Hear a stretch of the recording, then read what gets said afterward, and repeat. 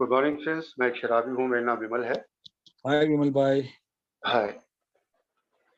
तो living sober हम पढ़ रहे हैं और ये जो हमारी जर्नी चल रही है इसमें अब हम पहुंच गए हैं चैप्टर 13 पे। First things first, page number 32 पे। पेज नंबर 32, अध्याय 13, फर्स्ट थिंग्स फर्स्ट, पहली चीज पहले। लेकिन इससे पहले जो पिछली बार हमने पढ़ा था मैं उसको जल्दी से समराइज कर देता हूँ फॉर द बेनिफिट ऑफ दोस्त जो पिछली बार नहीं थे। तो मैं जल्दी से समराइज कर देता हूँ। पिछली बार हमने पढ़ा था chapter 12, getting plenty of rest, पर्याप्त मात्रा में आराम लेना। और उसमें हमें ये बताया गया था कि जब हम बहुत पी रहे होते हैं, हैवी ड्रिंकर होते हैं, तो हमें अपनी थकान का एहसास नहीं होता कि हम कितने थके हुए हैं। तो थकावट का एहसास नहीं होता। और उसका कारण यही है कि शराब में कैलोरीज बहुत होती हैं और वो हमारे नर्वस सिस्टम को सुन्न कर देता है और हमें थकावट महसूस ही नहीं होती है। और उसके बाद में जब हम नई नई शराब छोड़ते हैं तो उसके दो इफेक्ट होते हैं। शराब छोड़ने के बाद में यहाँ तो होता है कि हम एकदम से चौंकते रहते हैं, बार बार चौंकते रहते हैं, झटके लगते हैं हमें और नींद नहीं आती। यहाँ दूसरी चीज होती है कि बहुत ज्यादा थकान या सुस्ती महसूस होती है, या दोनों कंडीशंस बारी बारी से आती रहती हैं। तो हमें ये बताया गया था कि ये चीज नॉर्मल है, इसके बारे में ज्यादा चिंता करने की या ज्यादा सोचने की जरूरत नहीं है। देर सवेर ये चीजें अपने आप ठीक हो जाती है। जैसे जैसे मेरी बॉडी जो है वो अपने नए रूटीन में आती जाती है तो ये चीजें ठीक होती जाती हैं। कई बार होता है कि बिना किसी कारण के पीने का विचार आ जाता है कहीं से भी। मैं अच्छा भला सोबर चल रहा हूँ लेकिन अचानक कहीं से पीने का विचार आ जाता है और सोच आती है कि ये कहाँ से आ गया, जबकि दूर दूर तक कहीं मुझे कोई ऐसी इच्छा नहीं है। अगर मैं ध्यान से अपने आप को देखूं, अपनी जांच करूं, तो पता लगता है कि मैं बहुत थका हुआ हूं और मैंने आराम नहीं किया है पूरा। इस वजह से मुझे एकदम से पीने की इच्छा हुई, क्योंकि ये बताया गया कि जितना मैं ज्यादा थकता हूँ तो शराब पीने का विचार आना उतना ही आसान होता है, उतनी आसानी से पीने का विचार आता है। मैं अपने आप को जरूरत से ज्यादा थका लूं तो पीने का विचार ज्यादा आसानी से आता है। जो हमारा नर्वस सिस्टम है वो काम करना बंद हो गया था पीते पीने के दौरान। जैसे पहले बताया कि वो सुन्न हो जाता है शराब पी के। नर्वस सिस्टम जो पूरी बॉडी को कंट्रोल करता है वो सुन्न हो जाता है, नम हो जाता है एकदम पीने के दौरान। सो अब जो है वो नर्वस सिस्टम धीरे धीरे धीरे धीरे हमारे नए रूटीन के साथ एडजस्ट हो रहा है। जब पीना बंद किया है तो वो टाइम लगेगा, धीरे धीरे वो अपने सिस्टम में आ जाएगा। लेकिन नींद नहीं आ रही, परेशानी हो रही है, उसके बारे में चिंता करने से तो नींद आएगी। नींद आएगी सिर्फ लेटने से, कमरे में घूमने से नींद नहीं आएगी, उसके बारे में सोचने से नींद नहीं आएगी। नींद आएगी बिस्तर पे लेटने से। और कई बार क्या होता है, पीने के दौरान हमारा बहाना ही यही होता था कि नींद नहीं आ रही इसलिए दो पैग लगा लेते हैं, नींद आ जाएगी। और वो फिर वही साइकिल शुरू हो जाती थी कि नींद लाने के चक्कर में मैं बेहोशी में चला जाता था, इसलिए पी लेता था। तो वो नींद बेहोशी की होती थी, वो इसलिए नींद होती नहीं थी। तो ये इसके लिए मैं थोड़े बहुत नुस्खे भी अपना सकता हूँ। हमें नुस्खे बताए गए थे, नींद नहीं आ रही है तो छोटे छोटे नुस्खे बताए गए थे जो हम किताब में पढ़ सकते हैं, इसमें दिए हुए हैं, उनमें मैं अभी नहीं जाऊंगा। लेकिन उसके बाद में एक बहुत इंपॉर्टेंट चीज बताई गई थी कि स्लीपिंग मेडिसिन, किसी भी तरह की नींद लाने की दवाइयां जो है वो मेरे जैसे शराबी के लिए नींद लाने का इलाज नहीं है। मेरे लिए बहुत खतरनाक है, मेरे जैसे शराबी के लिए वो बहुत खतरनाक है, क्योंकि वो मुझे हमेशा शराब की तरफ ही ले जाएंगे। तो इसलिए नींद लाने की दवाइयां मैं जितना अवॉइड कर सकता हूँ, जितना उनसे बच सकता हूँ उनसे बचूं। और फिर आखिर में एक और बहुत बढ़िया चीज बताई गई थी जो अक्सर होती है, मेरे साथ भी होती थी, कि सोते सोते अचानक सपना आता है कि मैंने पी ली है, मैं अच्छा भला कई काफी समय से सोकर चल रहा हूँ, और एकदम से सपना आता है और मैं चौंक के जाग जाता हूँ, घबरा जाता हूँ, पसीने आने लगते हैं, डर जाता हूँ कि मैंने पी ली है, मेरी इतनी सोब्राइटी खराब हो गई। फिर जब प्रॉपर होश आता है, नींद खुलती है तो समझ में आता है ये तो सपना था, लेकिन फिर भी मुझे घबराहट होती रहती। और ये कई लोगों के साथ होता है। ये बताया गया था ये भी एक नॉर्मल चीज है, इसके बारे में भी कोई चिंता करने की जरूरत नहीं है। ऐसे सपने आते हैं, ये एक्सपीरियंस बताता है मेंबर्स का कि बहुत लोगों को, बहुत मेंबर्स को ऐसे सपने आते हैं जब शराब पीना बंद कर देते हैं। तो उसके बारे में भी ज्यादा सोचने की जरूरत है नहीं। लेकिन एक बार सिस्टम सेट हो जाता है, टाइम कुछ भी लग सकता है, कोई टाइम लिमिट नहीं है कि कितने दिन में होगा, लेकिन एक बार सिस्टम सेट हो जाता है मेरी नींद का, तो फिर उसका आनंद ही अलग होता है। वो बिना हैंगओवर के जागना, आंखें बिल्कुल खुली हो जाती हैं, खुल जाती हैं, और कोई ब्लैकआउट नहीं है, बिल्कुल होश में उठ रहा हूँ, मैं सुबह नया दिन देखता हूँ, तो वो उसका आनंद ही कुछ और है। तो इस वजह से जो है, ना तो मैं स्लीपिंग मेडिसिन लूँ कोई, और इस तरह की चीज़ों की चिंता ना करूँ कि नींद नहीं आ रही या ऐसे सपने आ रहे हैं, मुझे इन चीज़ों की भी चिंता करने की जरूरत नहीं। तो ये संक्षेप में हमने पिछली बार पढ़ा था, गेटिंग प्लेंटी ऑफ रेस्ट। अब हम आ जाते हैं चैप्टर 13 पे। फर्स्ट थिंग्स फर्स्ट, पहली चीजें पहले। और ये हमारा बड़ा, जो कह सकते हैं आम स्लोगन है हमारी एम है, हम कमरों में भी इसको टांगा हुआ देखते हैं, और इसके बारे में हम समझने की भी कोशिश करते हैं जो स्लोगन्स लिखे होते हैं कमरे में। और एक एक करके इस किताब में हमें उन स्लोगन्स के बारे में बताया जाएगा। सबसे पहले बताया जा रहा है फर्स्ट थिंग्स फर्स्ट, पहली चीजें पहले। She is an old saying that is special strong meaning for us. अब ये एक पुरानी कहावत है, ये सिर्फ ए ने नहीं बनाई है ये चीज, ये बहुत समय से चली आ रही है कि पहली चीज पहले करो, पहला काम पहले करो। मुद्दा होता है कि वो तय कौन करेगा, कैसे करेगा कि पहला काम क्या है। उसके बारे में हम आगे अभी चर्चा करेंगे। लेकिन पहले वो बता रहा है कि ये बड़ी पुरानी कहावत है, लेकिन हमारे लिए, मेरे जैसे शराबी के लिए इसका बहुत ही जबरदस्त मतलब निकलता है, स्ट्रॉन्ग मीनिंग है। Simply stated it is this: above all other concerns we must remember that we cannot drink। सबसे पहली चीज क्या है मेरे जैसे शराबी, रोजमर्रा शराब छोड़ने के बाद भी रोज उठते ही सबसे पहली चीज क्या है? सबसे पहली चीज ये है करने की कि मुझे याद करना है कि मुझे आज शराब नहीं, मेरे लिए याद करना बड़ा जरूरी। तो मेरे लिए सबसे जरूरी चीज, सबसे पहली चीज जो है इनमें से वो है पता नहीं, देख कि मुझे याद रखना डाला है वहीं कि लग रहा है। और क्या करेगा इसका? ये माइक अनम्यूट हो गया किसी का। तो मुझे सबसे पहली चीज तो ये याद रखनी है कि मुझे शराब नहीं, और वो भी अब ऑल अदर कंसर्न्स, बाकी सारी चिंताएं एक तरफ। मुझे बहुत सारी चिंताएं, बहुत सारी फिक्रें, बहुत सारे काम हो सकते हैं, वो सारे एक तरफ, उन सबसे पहले मुझे याद रखना है कि मुझे शराब नहीं। Not drinking is the first order of business for us, anywhere any time under any circumstances.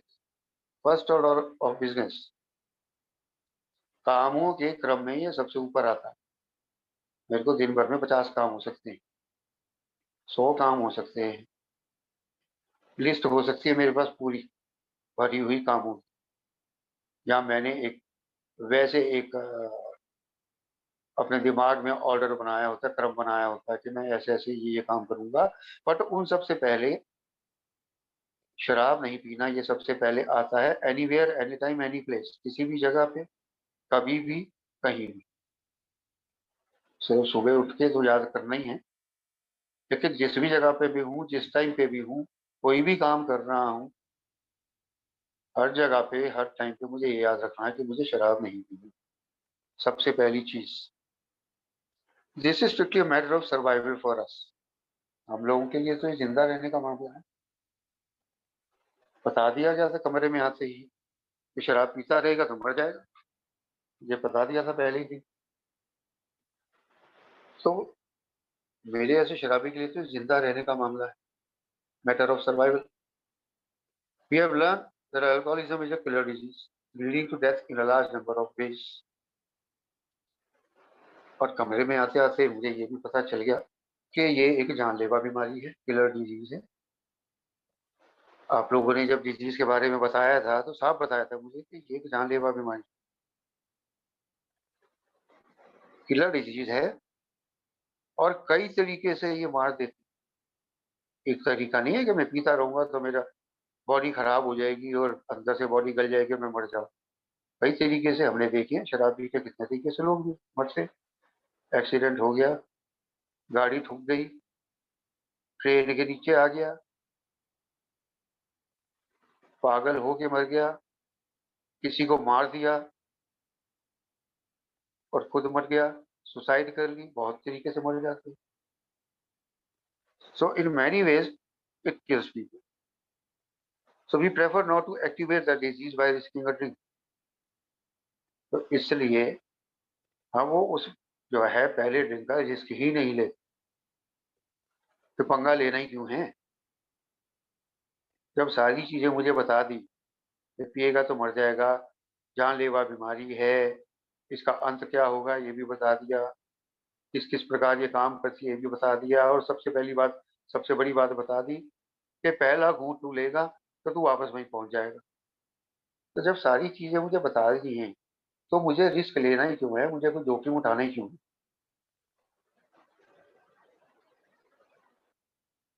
मैं एक ड्रिंक लेके मैं उस बीमारी को एक्टिवेट क्यों करूं, वो एलर्जी को मैं एक्टिवेट क्यों करूं, जिसके एक्टिव होते ही मैं वही अपने पुरानी साइकिल में पहुंच जाऊंगा। तो मैं वो रिस्क लूं ही क्यों। इसलिए जोर इस बात पे है कि anywhere any time any place, कभी भी कहीं भी किसी भी समय किसी भी जगह पे मुझे सबसे पहली चीज याद रखनी है कि मुझे शराब नहीं पीनी।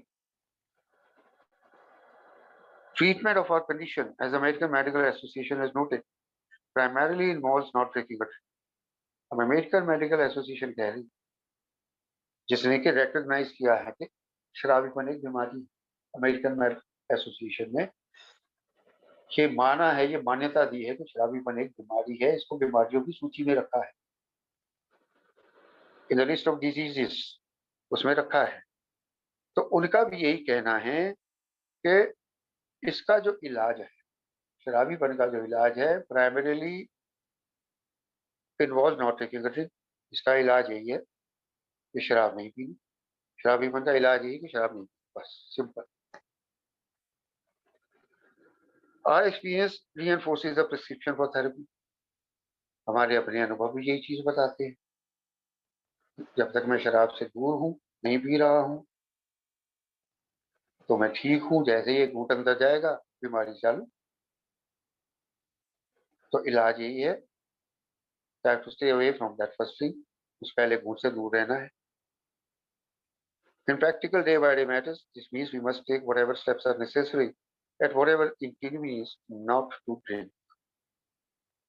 तो अब रोजमर्रा की जिंदगी में इसका क्या मतलब, कह तो दिया कि भाई मुझे नहीं पीनी। रोजमर्रा की जिंदगी में इसका क्या मतलब है इस चीज का। रोजमर्रा की जिंदगी में इस चीज का मतलब ये है कि मुझे ना पीने के लिए जो भी कदम उठाने हैं, अब इलाज तो बता दिया कि नहीं पीना ही मेरा इलाज है, लेकिन उसके लिए करना क्या है, जो भी कदम मुझे उठाने हैं, जो भी जरूरी कदम है, चाहे मुझे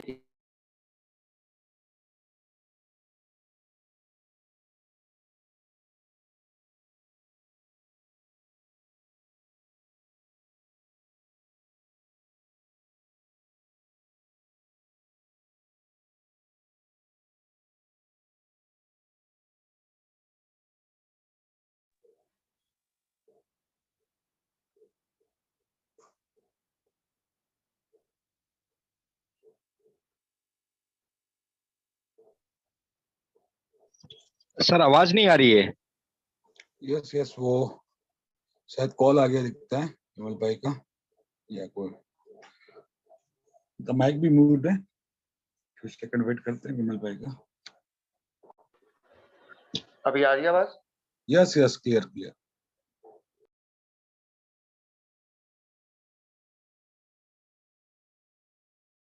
विमल भाई आप वापस म्यूट हो गए।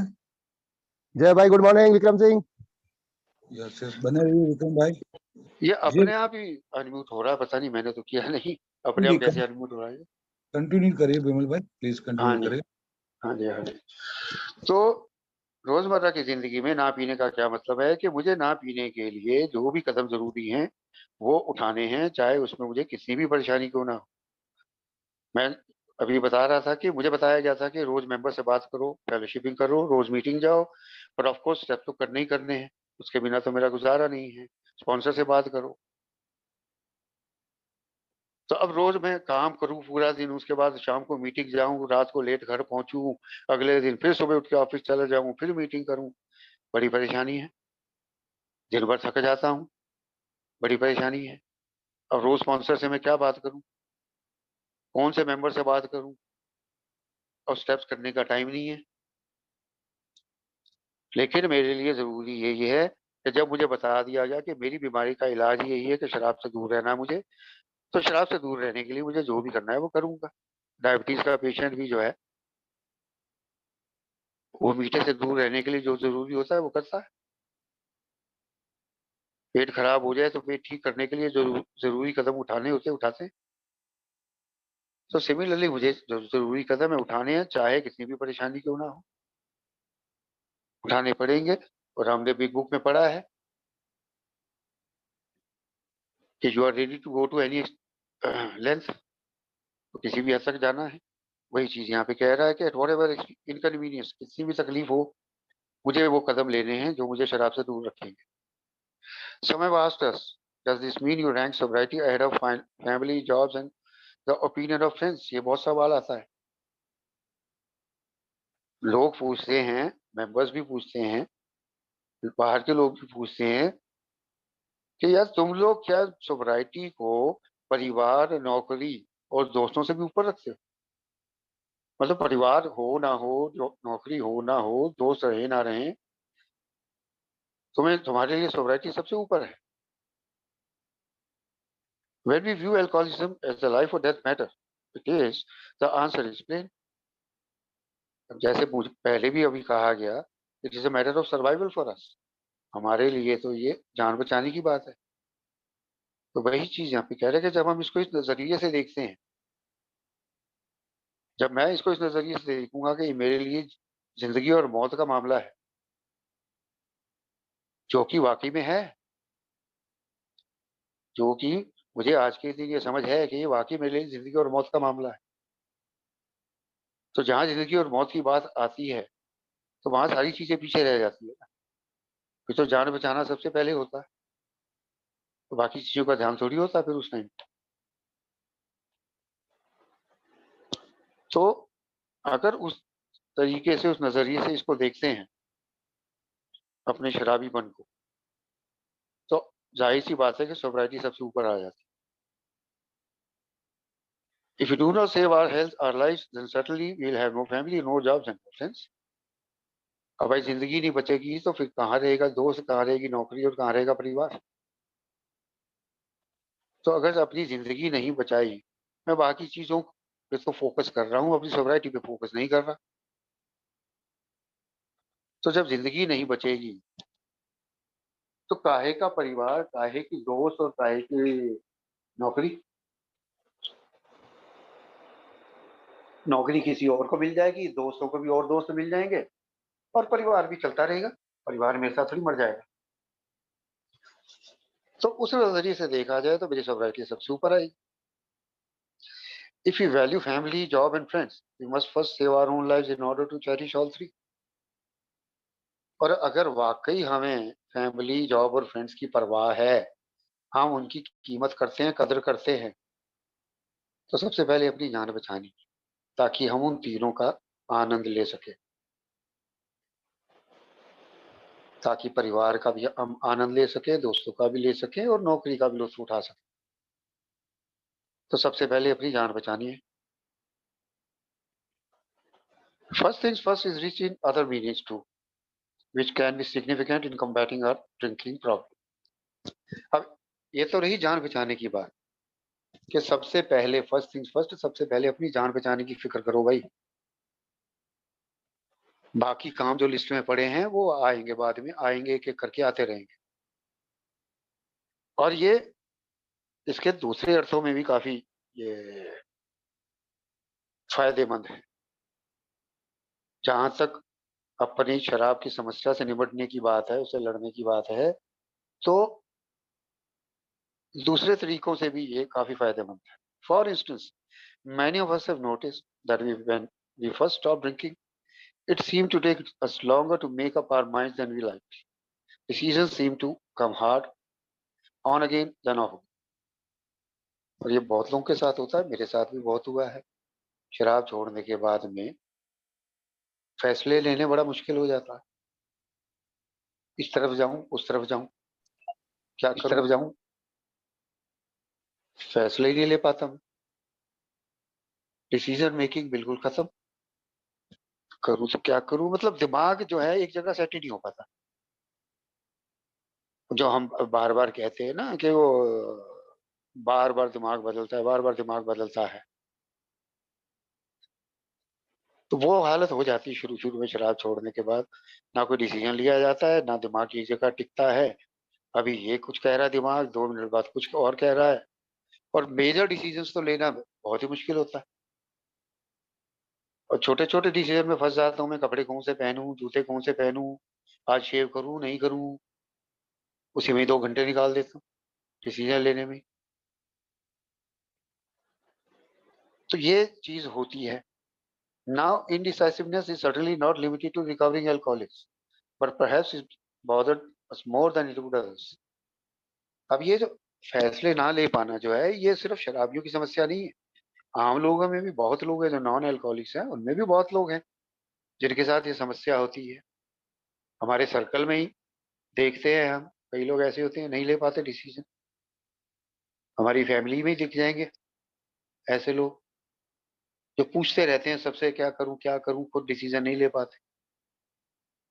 तो ये सिर्फ शराबियों की समस्या नहीं है, लेकिन शराबों की समस्या क्या है, मेरे ऐसा शराबी इसके बारे में सोचता जाता, परेशान ज्यादा होता। मेरे ऐसा शराबी इसके बारे में परेशान ज्यादा होता है, क्योंकि मुझे हर चीज के बारे में परेशान होने की आदत है। पीछे भी बताया गया था, नींद नहीं आ रही है तो परेशान हो रहा हूँ, चिंता कर रहा हूँ, चिंता करने से नींद नहीं आएगी। तो सिमिलरली यहाँ पे अब फैसले नहीं ले पा रहा हूँ, तो मेरे जैसा शराबी ज्यादा परेशान होता है। आम लोग परेशान नहीं होते, ज्यादा सोचते नहीं, पूछ लेते हैं क्या करूं क्या नहीं करूं, हो गया ठीक है, नहीं हुआ तो उसको लेके ज्यादा चिंता नहीं करते। मेरे जैसा व्यक्ति जो है, जो शराबी है, वो परेशान होता है। The really sober home maker could not figure out which of many cleaning jobs to do first. अब एक उदाहरण दे रहा है यहाँ पे। देखो, गृहिणी है जो अभी अभी सोबर हुई है। होम मेकर जनरली गृहिणी हम कह रहे हैं, आजकल पुरुष भी होते हैं, ऐसा कोई बड़ी बात नहीं है। तो जो भी होम मेकर है, जो भी घर का काम कर रहा है, उसके लिए ये तय करना मुश्किल हो जाता है कि मैं सफाई कहाँ से शुरू करूँ घर की। पहले रसोई साफ करूँ, या बेडरूम साफ करूँ, या अलमारी संभालूं, या क्या करूँ। सफाई कोई नहीं होती, 2-4 घंटे यही सोच में निकल जाते, शुरू कहाँ से करूँ, पहले कहाँ की सफाई करूँ। The businessman couldn't decide whether to return those phone calls और डिक्टेट दोज लेटर्स। अब मेरा बिजनेस है और नया नया सोबर हुआ हूँ, ऑफिस गया हूँ। अब वहां बैठ के देख रहा हूँ कि बड़े सारे फोन कॉल आए हुए हैं, या मुझे बड़े सारे क्लाइंट्स को फोन करना है, या सप्लायर को फोन करना है, या मेल्स आई हुई हैं। उस टाइम तो वो लेटर्स की बात करता था जब ये किताब लिखी गई थी, आजकल मेल्स की बात होती है। लेटर्स भी हो सकते हैं, मेल्स भी हो सकती हैं। अब मैं क्या करूं भाई, पहले वो मेल्स का जवाब दूं, या मेल्स जो डालनी है लिखनी है वो लिखूं, या फोन करूं, या पहले मैं अपने स्टाफ से काम का पूछूं, काम की फीडबैक लूं, करूं क्या पहले। अब वही सोचते सोचते टाइम निकलता जा रहा, काम शुरू नहीं हो रहा। In many departments of our lives, we wanted to catch up on all the tasks and obligations we had been neglecting. अब जिंदगी के कई ऐसे पहलू हैं जहाँ पे बहुत सारी चीजें हमने नेग्लेक्ट की है, जिनको हमने देखा ही नहीं, जिनकी परवाह ही नहीं की। और अब जब सोबर हुए हैं तो अब लगता है कि वो सारे ठीक करने हैं भाई। अब तो वो सारे ठीक करने हैं। वो जल्दी ठीक करने हैं। Obviously we could take care of them at all once. अब एक तो बात पक्की है कि हम उस सबको एक साथ तो नहीं संभाल सकते, सबको एक साथ ठीक नहीं कर सकते। मैं जब आया था मेरे पास कोई अपनी आइडेंटिटी नहीं थी, कोई सरकारी कागज नहीं था जो ये प्रूव कर देता कि मैं विमल हूं। कोई आइडेंटिफिकेशन पेपर नहीं था, मेरे पास कोई अपना अपॉइंटमेंट लेटर नहीं था, पहला सर्टिफिकेट्स थे पता नहीं कहाँ रखे हुए थे, कहाँ सब इधर उधर फैले हुए थे। नौकरी पे जाता था तो वहां भी मैं थोड़ा हालत मेरी ऐसी रहती थी, दिमाग बंद था, वहां भी हालत ऐसी रहती थी। घर में मुझे पता ही नहीं होता था कमरे में क्या करना है क्या नहीं करना है, और बड़े सारे काम वैसे आ जाते हैं जो मैं टालता रहता हूँ, नेगलेक्ट करता रहता हूँ। बिल पे करने हैं जी, वो आखिरी डेट आ गई पता ही नहीं, फिर हड़बड़ा रहा हूँ। तो आखिरी डेट आ गई बिल पे करने की, मैंने बिल नहीं पे किया। बच्चे के स्कूल जाना है, वो याद ही नहीं बच्चे के स्कूल जाना है, फिर डेट आ गई उस दिन तो हड़बड़ा रहा हूँ। तो वो सारा मैं बोझ अपने सिर पे डाल लेता हूँ। इतने सारे काम हैं, इतने सारे काम हैं, मैं करूँ क्या, कैसे संभालूं सबको। वही चीज वो कह रहा है कि सबको एक साथ तो नहीं कर सकते, ये ह्यूमनली पॉसिबल नहीं है। कोई इंसान नहीं कर सकता कि सारे काम एक साथ कर ले।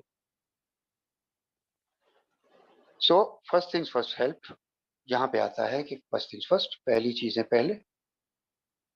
अब वो कैसे? If any of the choices before us involve drinking और not drinking, that decision reserve and got priority. अब मेरे पास कई सारे काम हैं, हो सकता है उनमें कोई ऐसा काम भी हो जहाँ पे ये फैसला करना हो कि वहां जाके पीनी है, पीनी पड़ेगी, या वहाँ पार्टी है या ड्रिंक्स मिलेंगे या घर पे हो, जो कुछ भी हो सकता है, मेहमान आने वाले हैं। तो अब मुझे ये डिसाइड करना है कि मुझे पीनी या नहीं पीनी, तो वो सबसे पहले टॉप प्रियोरिटी पे आएगा। वो शुरू से पहली लाइन से कह रहा है कि मेरी टॉप प्रियोरिटी यही है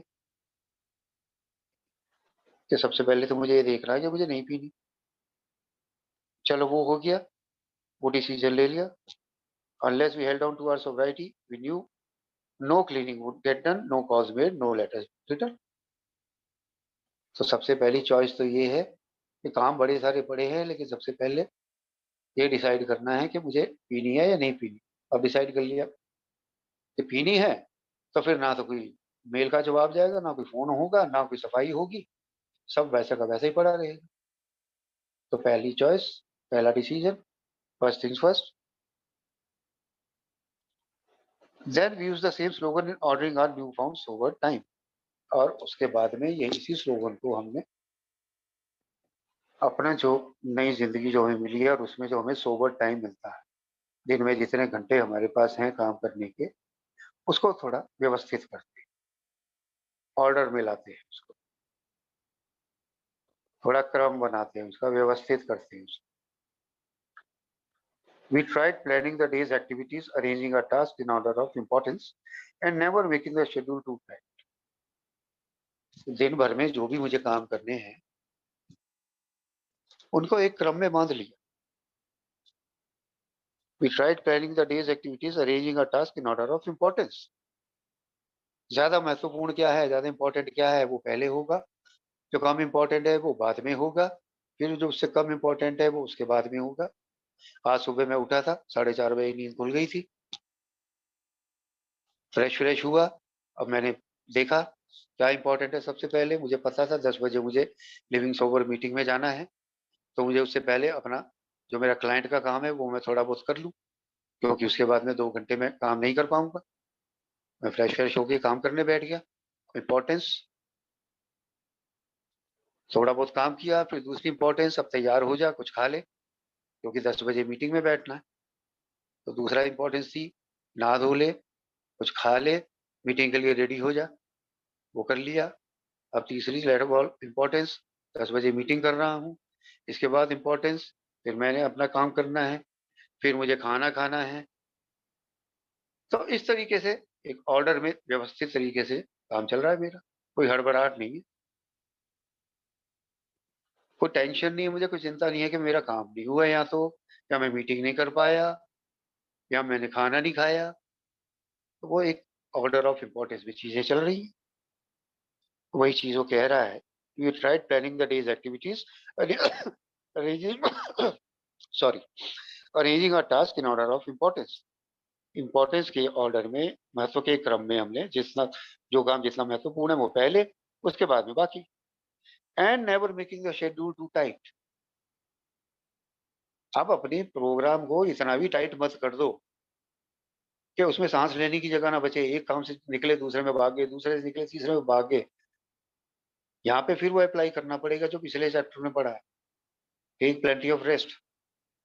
अगर मैं शेड्यूल अपना टाइट कर दूंगा कि मुझे सांस लेने की भी फुर्सत नहीं है,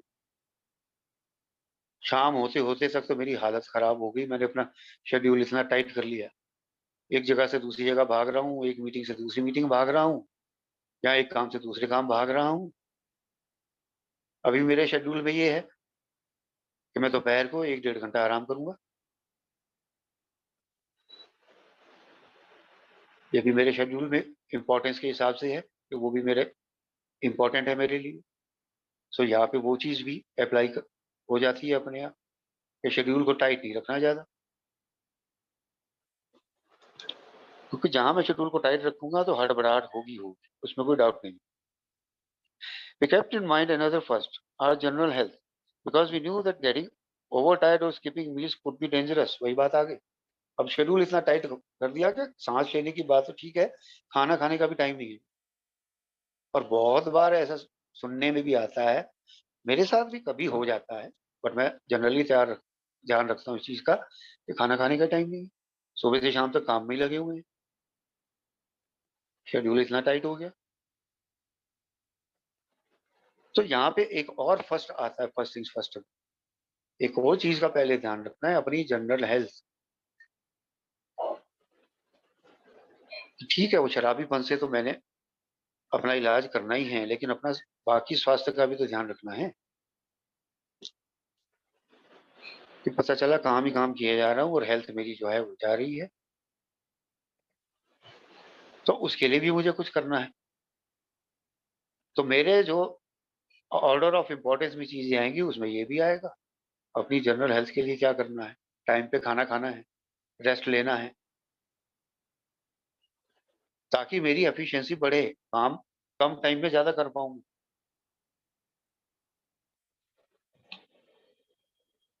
वो लिखा है ना, because we knew that getting over time और skipping meals could be dangerous. वो भी मुझे शराब की तरफ ले जा सकता है, मुझे बता दिया पीछे, ज्यादा थकान से भी मेरे मन में पीने के विचार आ सकते हैं। और उससे पहले हमने पढ़ा था Hungary,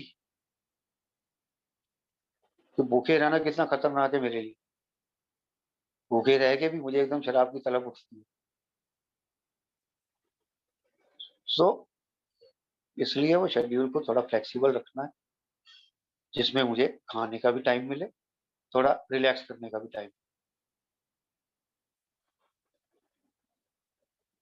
during active alcoholism many of us had pretty disorganized lives and the confusion often made us feel unsettled or even desperate। अब पीने के दौरान तो जैसे मैंने अपना ही बताया कि मेरा तो कोई शेड्यूल ही नहीं था, कोई शेड्यूल नहीं था, मेरा शेड्यूल शराब के इर्द गिर्द घूमता था, कब पीनी है, कैसे पीनी है, कहाँ पीनी है, वो तो सारी चीजें पीछे ही हो गई थी। लास्ट में तो यही था कि पीनी है, बस एक ही बात थी कि पीनी है, और उसी के इर्द गिर्द सब कुछ घूमता था। तो जिंदगी बिल्कुल जो हम कहते हैं पहले स्टेप में अस्त व्यस्त, स्टेप में अनमैनेजेबल लिखा है, या फिर डिसऑर्गेनाइज लिख दिया है, बात एक ही है, अव्यवस्थित जिंदगी। तो लाइफ बिल्कुल अव्यवस्थित थी, कोई उठने का टाइम नहीं, कोई सोने का टाइम नहीं। और जैसे मैंने बताया, मेरे तो कोई डॉक्यूमेंट भी नहीं थे, कुछ नहीं थे, पता ही नहीं था, एक गुमनाम जिंदगी सब भी थी।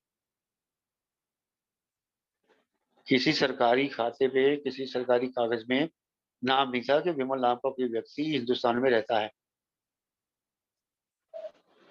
तो बिल्कुल अस्त व्यस्त जिंदगी थी, परिवार का पता नहीं, किसी का पता नहीं, नौकरी की परवाह नहीं। And the confusion often made us feel unsettled और even desperate.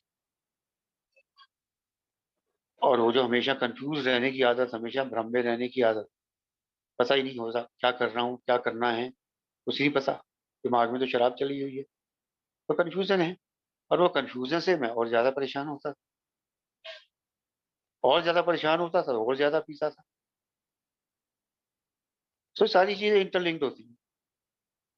Learning not to drink is facilitated, we have discovered, by introducing some order into each day, but being realistic and keeping our plans flexible. So learning not to drink,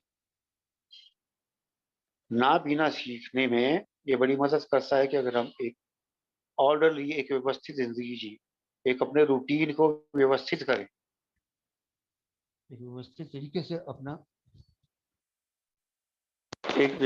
तरीके से अपना routine चलाएं, तो ना पीने में वो बहुत मदद करता है। But being realistic and keeping our plan flexible, ठीक है, एक व्यवस्थित रूटीन तो बना लिया, एक ऑर्डरली रूटीन तो बना लिया, बट बीइंग रियलिस्टिक, रियलिस्टिक क्या है? प्रैक्टिकल। भाई मेरे पास 8 घंटे हैं या 10 घंटे हैं, उसमें मैं कितना काम कर सकता हूँ, कितना काम निपटा सकता हूँ, क्या क्या कर सकता हूँ, रियलिस्टिक। मेरे पास 8 घंटे हैं, शेड्यूल मैं 16 घंटे का बना रहा हूँ, तो इम्प्रैक्टिकल है ना, वो मैं नहीं कर सकता। तो एक रियलिस्टिक प्लान बनाना है जो कि मैं प्रैक्टिकली कर पाऊँ, and keeping our plan flexible, जो उसने पहले ही कहा है, शेड्यूल बहुत टाइटली रखना, प्लान फ्लेक्सिबल रखना है। फिर दिन में बहुत सारी चीजें ऐसी हो जाएंगी जो अनएक्सपेक्टेड होती है। मैंने 1 घंटा किसी क्लाइंट मीटिंग के लिए रख लिया, पता चला जी वो क्लाइंट ने लास्ट मोमेंट पे मीटिंग कैंसिल कर दी। अब मैं वो 1 घंटा क्या करूं? फ्लेक्सिबल, ठीक है, वो एक काम नहीं हो पाया, तो उसकी जगह दूसरा काम हो सकता है। मैं रिजिड नहीं हो सकता कि अरे ये वो काम हुआ नहीं, अब मैं 1 घंटा बैठ जाऊं, कुछ कर नहीं सकता। तो फ्लेक्सिबल रहे मेरा प्लान कि ठीक है कोई बात नहीं, थोड़ा शेड्यूल चेंज हो गया। अब वो रिजिड नहीं हो सकता कि मुझे जो काम 9 बजे करना है 9 बजे करूंगा, सामने वाला व्यक्ति हो सकता है 9:30 मिले मुझे, मैंने किसी से मिलने जाना है, मैंने तो 9 से 10 का टाइम रख दिया, मैं 10 से मस नहीं होऊंगा, लेकिन वो सामने वाला व्यक्ति आई 9:30 रहा है, पौने 10 बजे रहा है, तो मैं क्या करूं? So keeping a plan flexible. तो ठीक है, दिन में बड़ी ऐसी चीजें आएंगी जो अनएक्सपेक्टेड होंगी, जिनका मुझे अनुमान नहीं होगा, तो उसके लिए भी मुझे जो है मार्जिन रखना है। The rhythm of our own special routine has a soothing effect and an at principle around which to organize some orderliness is yes, first things first. The rhythm of our own special routine as a soothing effect. जब जिंदगी एक लय में चलती है, एक लय में चलती है, तो बड़ा सूदिंग इफेक्ट, बड़ा शांत करने वाला प्रभाव होता है। हम नदी को देखिए, नदी जब अपनी धारा में अपनी शांत प्रकृति से बह रही होती है, उसको देख के हमें बड़ी शांति मिलती है। लेकिन उसी नदी में अगर बाढ़ आ रही हो तो घबराहट होती है, डर लगता है। तो वो ऑर्डरलीनेस का मतलब यही है कि लाइफ में एक लय में चले जिंदगी, और जब लय में चलती है तो बड़ा आनंद आता है, बड़ा अच्छा लगता है, बड़ा शांति का एहसास होता है। And a principle around which to organize some orderliness is just first thing first। और फर्स्ट थिंग्स फर्स्ट जो है, ये एक ऐसा सिद्धांत है जिसके आसपास हम एक व्यवस्थित जिंदगी चला सकते हैं। ऑर्गेनाइज सम ऑर्डरलीनेस, थोड़ी सी व्यवस्था को, हम जिंदगी को व्यवस्थित कर सकते हैं। फर्स्ट थिंग्स फर्स्ट के हिसाब से अगर हम चले तो अपनी जिंदगी को थोड़ा व्यवस्थित कर सकते हैं। तो ये चैप्टर फर्स्ट थिंग्स फर्स्ट वाला यहाँ पे खत्म हो रहा है जी। अभी थोड़ा सा टाइम है तो हम अगला चैप्टर थोड़ा सा शुरू कर सकते हैं। फर्स्ट थिंग्स फर्स्ट हमने अभी पढ़ा। अब जैसे मैंने पहले कहा था कि जब न्यू कमर आता है मीटिंग में, मैं भी जब आया था तो रिकवरी के बारे में शेयर किया गया था, और उसमें सबसे पहले हॉल्ट के बारे में शेयर किया गया था, हंगरी एंग्री लोनली टायर्ड। हम पीछे 2 चैप्टर्स में हंगरी और टायर्ड के बारे में पढ़ चुके हैं। अब ये चैप्टर हॉल्ट के तीसरे पहलू को दिखा रहा है, उसके बारे में बताएगा, loneliness, vending of loneliness, loneliness से बचना, लोनलीनेस से छुटकारा पाना, अकेलेपन से छुटकारा पाना। बहुत जरूरी है मेरे जैसे शराबी। Alcoholism has been described as a lonely disease. ये खबरों में हम अक्सर सुनते हैं, शराबीपन को अकेलेपन की बीमारी कहा गया। And very few recovered alcoholists argue the point. और बिल्कुल सही बात है, एक सोबर शराबी जो सोबराइटी में चल रहा है, यहाँ पे वो रिकवर्ड एल्कोहलिक कह रहा है, तो मैं उसी की बात करूंगा। रिकवर्ड एल्कोहलिक जो है वो इस बात को पूरा मानता है और मानेगा भी। मेरा अपना अनुभव है कि मैं शराब पीते पीते कितना अकेला हो गया था, तो इस बात पे कोई बहस नहीं होती। तो बिल्कुल हमारे अनुभवी बता देते हैं कि ये बिल्कुल सही बात है। Looking back at the last years और months of our drinking, literally hundreds of thousands of us remember feeling isolated even when we were among a lot of happy celebrating। अब पीने के आखिरी दिनों महीनों में क्या, ये तो कई बार होता था पीने के दौरान कि हम बहुत सारे लोगों के बीच में हैं, फिर भी अकेला महसूस कर रहे हैं। बाहर से तो हम दे रहे कंपनी उनको, बातें भी कर रहे हैं, सब कुछ कर रहे हैं, अंदर से अकेला महसूस कर रहे हैं। अंदर से उनके साथ जुड़ाव महसूस नहीं होता। उस जिन लोगों के साथ हम हैं वो खुश हैं, सेलिब्रेट कर रहे हैं, सब कुछ है, किसी शादी में गए हैं, किसी फंक्शन में गए हैं, किसी सेलिब्रेशन में गए हैं, तो लोग वहां पे खुश हैं, मजे कर रहे हैं, हम भी उनका साथ तो दे रहे हैं लेकिन अंदर से खुश नहीं। मेरे साथ भी अक्सर होता था ऐसा, तो ये काफी बार महसूस होता है कि लोगों के बीच में रह के भी अकेलापन होता है। We often felt a deep sense of not belonging even when we cheerfully acted sociable. जो मैंने अभी कहा कि हम ऊपर से तो दिखा रहे हैं, सबके साथ हैं, हंस भी रहे हैं, बातें भी कर रहे हैं, ऊपर से दिखावा कर रहे हैं, लेकिन अंदर से क्या लग रहा है, I don't belong to this place. ये मेरे लिए जगह नहीं है, या मैं यार गलत आ गया यहाँ पे, ये गलत जगह आ गया, ये मेरी जगह नहीं। तो वो सेंस ऑफ बिलोंगिंग नहीं है वहां, ये महसूस होता है ऐसा। Many of us have said we drank originally to be a part of the crowd. ये तो सबसे पहले हम मेरी शराब की तो शुरुआत ही ऐसे ही हुई थी, to be the part of the crowd.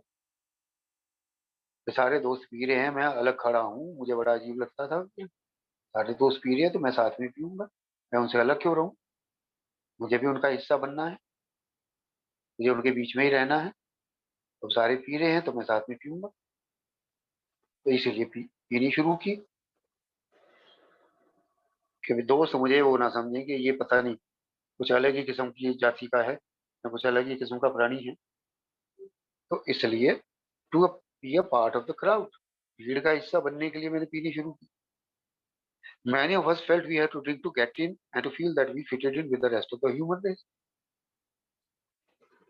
और कईयों ने इस वजह से पीनी शुरू की कि वो अपने आप को अलग महसूस करते थे, लेकिन जब पीना शुरू किया तो उन्हें लगा कि हाँ अब वो जो है वो जो है इंसानी प्रजाति का हिस्सा बन रहे हैं, ह्यूमन रेस का हिस्सा बन रहे हैं। क्या आसपास देखा, सब लोग पी रहे हैं यार, मजे कर रहे हैं, मौज मस्ती कर रहे हैं। और वो जो आइसोलेशन थी, जो अपने आप को अलग महसूस करना, तो शराब पीने से चली गई। बिना शराब पिए मैं लोगों के बीच में नहीं घुस पाता था, और शराब पीने के बाद में घुस जाता था बीच में, मैं भी उनका हिस्सा बन जाता था। तो इसलिए भी एक ये भी एक कारण था पीने का। It is an observable fact of course that our chief use of alcohol was egocentric। That is we poured it into our own bodies for the effect we felt within our own skin। अब एक और चीज देखने वाली कि हमारा जो शराब हम इस्तेमाल करते थे, शराब जो पीते थे, वो ईगो सेंट्रिक था, हमारे ईगो के आसपास घूमता था। अब पिछली दो चीजें पहले हम देखें, वो ईगो से ही रिलेटेड है ना, कि भीड़ का हिस्सा बनना है, लोगों के बीच में जाना है, सेंस ऑफ बिलोंगिंग लानी है। कहीं ना कहीं मेरी ईगो हर्ट हो रही है ना, कि मैं अलग हूँ, लोगों के हिस्सा नहीं बन पा रहा हूँ, लोग मुझे पूछ नहीं रहे, ये तो यार ऐसे ही है, इसको छोड़ो, ये तो पीता नहीं है, चलो हम ये इसको अलग करो। तो बेसिकली ये ईगो सेंट्रिक था, ईगो के इर्द गिर्द घूमता था शराब पीना। That is we poured it into our own bodies for the fact we felt within our own skin। अपने शरीर में किस लिए डालते थे, क्योंकि इसका प्रभाव जो महसूस होता था हमें उसका मजा आता था। इसका प्रभाव लेने के लिए, इसका इफेक्ट लेने के लिए अपने शरीर में डालते थे हम शराब। किसी और ने तो जबरदस्ती कभी डाली नहीं, लेटा के तो पिलाई नहीं कभी किसी ने। हर बार हाथ मेरा ही होता था गिलास उठाने के लिए या बोतल उठाने के लिए, और मुंह भी मेरा ही होता था डालने के लिए शराब। शरीर भी मेरा ही होता था जिसके अंदर शराब जाती। Sometimes that effect momentarily helped us to behave sociably or temporarily assuaged our inner lonesomeness। तो ठीक है, कई बार जो है ये कुछ समय के लिए, अब शराब नहीं पी रहा हूं मैं, फंक्शन में गया हूं, अलग खड़ा हूं, जहां मैंने 2 पैग ले लिए, तो मैं उनके साथ घुलने मिलने लग गया। तो कुछ समय के लिए तो हाँ ठीक है, मैं सोशेबल हो जाता था, समाज में समाज के साथ घुल मिल जाता था, कोई दिक्कत नहीं थी। और टेम्परेली एस्वेज्ड आर इनर लोनसमनेस, या फिर जो अंदर से मैं अकेला महसूस करता था, जब मैं एक्चुअल में भी अकेला होता था, जैसे कि आखिरी के दिनों में बिल्कुल अकेला हो गया था, तो शराब कुछ देर के लिए उस अकेलेपन को भी मिटा दी। और मैं अपनी बात करूं तो वो अकेलापन कैसे मिटता था कि मैं तो फैंटेसीज में चला जाता था, मैं तो कल्पना लोक में चला जाता था, फिर रियलिटी से कट जाता था। और ये कल्पना लोक में तो बहुत सारे लोग होते थे, तो वो अकेलापन कुछ समय के लिए निकल जाता था। वो अकेलापन कुछ समय के लिए निकल जाता था, but when that effect of alcohol wore off, we were left feeling more set apart, more left out, more different than ever and sad। लेकिन जब उसका प्रभाव हटता था शराब, अब चाहे मैंने वो फंक्शन में पी हो, लोगों के बीच में पी हो, या अकेले बैठ के पी हो, लेकिन जब वो शराब का प्रभाव हटता था, और ये बहुत महसूस किया है, ये आमतौर पर महसूस होता है, मैंने तो किया है कि जैसे ही वो शराब का प्रभाव हटता है, और ज्यादा अलगाव महसूस होता है, और ज्यादा अकेलापन महसूस होता है, और ज्यादा जो है दूसरों से अलग महसूस करते हैं, और सैडर, और ज्यादा उदास महसूस करते हैं। शराब पी के तो खूब नाच गा लिए, खूब गले मिल लिए, तू मेरा भाई है और तू मेरा दोस्त है, और बड़े प्लान बना लिए, अब हम ऐसे करेंगे, अब हम वैसे करेंगे। लेकिन जब शराब उतरी, तो उसके बाद में फिर वही अकेलापन, और ज्यादा, more set apart, more left out. वो मोर लेफ्ट आउट क्यों होता था, कि अब अलग क्यों महसूस करता, क्योंकि मेरे ऐसे शराबी को शराब उतरने के बाद में तो सारी भावनाएं आती है, गिल्ट, रिमोर्स, जो हम वर्ड बड़े बड़े सुनते हैं, गिल्ट आता है, रिमोर्स आता है, फियर आता है, सारी चीजें आती है। तो वो उस वजह से और लेफ्ट आउट फील करता हूँ मैं, और अलग महसूस करता हूँ, और लगता है कि मैं सबसे कट गया हूँ, और ज्यादा उदासी आती है। तो आज यही रुकते हैं जी, समय हो गया है। थैंक यू, थैंक यू जय भाई, आपने मुझे मौका दिया शेयर करने का। Thank you very much.